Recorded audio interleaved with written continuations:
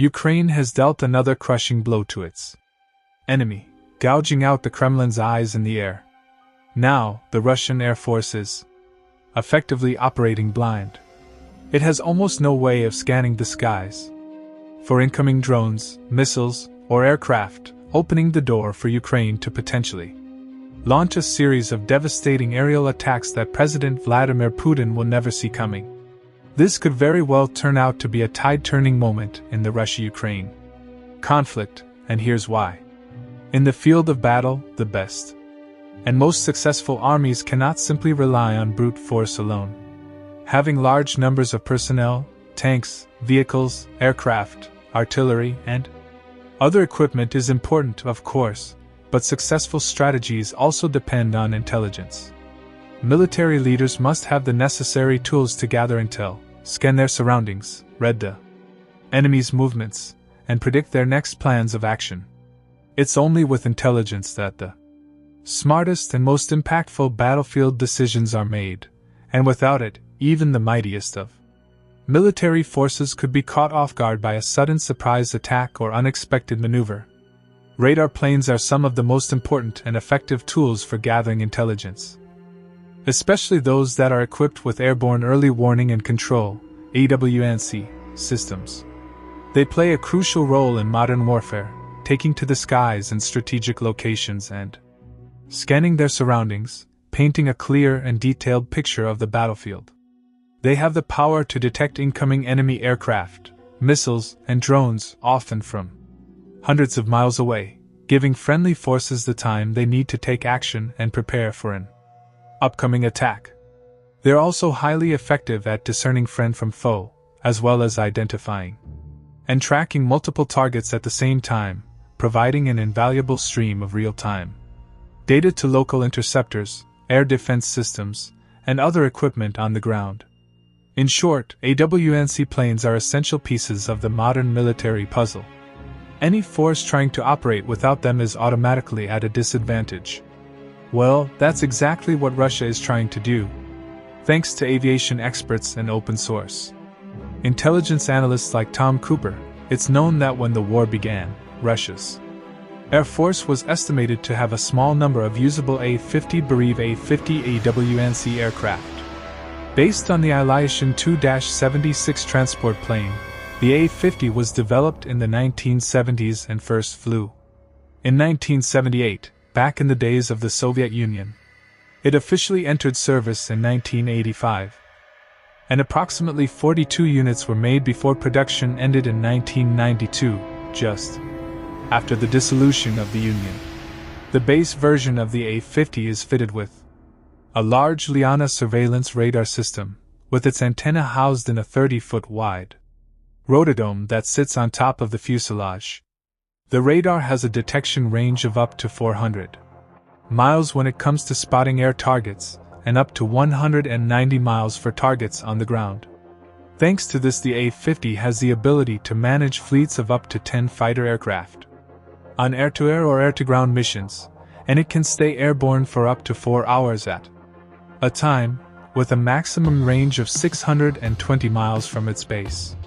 It can also be refueled in the air, if needed, for extended sessions of surveillance.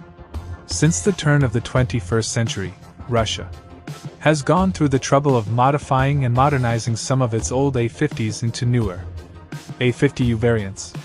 These are largely the same, but come with a more advanced digital avionics suite for faster data processing and superior target detection. While the technical specifications of the A-50 are reasonably impressive, Russia has been quite wasteful with these radar planes. As stated earlier, more than 40 were made during the heyday of the Soviet Union, but many have been left to rust and rot, as Tom Cooper notes in his post, which was published in early 2024. Nowadays, finding photos of vanilla, non-upgraded A-50s is getting harder by the day. And if one finds any, it seems the aircraft in question are worn out and have not been moved for ages. Apparently, they became a rarity already about 10 years ago, and most are looking like this. Cooper then went on an open-source intelligence hunt, scanning numerous sites and social media platforms to work out how many A-50s Russia currently has at its disposal. The results of his research are as follows. The VKS Russian Air Force went into the all-out invasion of Ukraine with following A-50s, Bort 33, RF-50602, should be in service. Nicknamed Vladimir Ivanov, Bort 37, RF-93966, was nicknamed Sergei. A tank, reportedly, shot down on 14 Jan 24, Bort 41, RF-94268, should be in service. Nicknamed Taganrog, Bort 42, RF-50610, reportedly shot down on February 23, 24, Bort 43, RF-50608, damaged on February 25, 23. Bort 45, RF-93952, should be in service. Bort 47, RF-93957, should be in service. So, Russia began a full-scale invasion of a neighboring nation with just 7 radar planes in its arsenal. Since then, as Cooper notes, 2 were reportedly shot down in 2024 and 1 was damaged in 2023. There are various news reports and sources to confirm these damages. In 2023, for instance, an anti-war partisan group in Belarus launched a successful strike on a Russian A-50, which was stationed at an airfield near the Belarusian capital of Minsk. The group, named Bipol, used drones to conduct their attack, claiming that the A-50 was so severely damaged it definitely won't fly anywhere. In January 2024, Ukraine claimed to have completely destroyed an A-50 over the Sea of Azov, which separates Russia from Ukraine. The Ukrainian commander-in-chief at the time, Valery Zaluzhnyi, stated, "Warriors of the Air Force of the Armed Forces of Ukraine destroyed an enemy A-50 long-range radar detection aircraft and an enemy IL-22 air control center."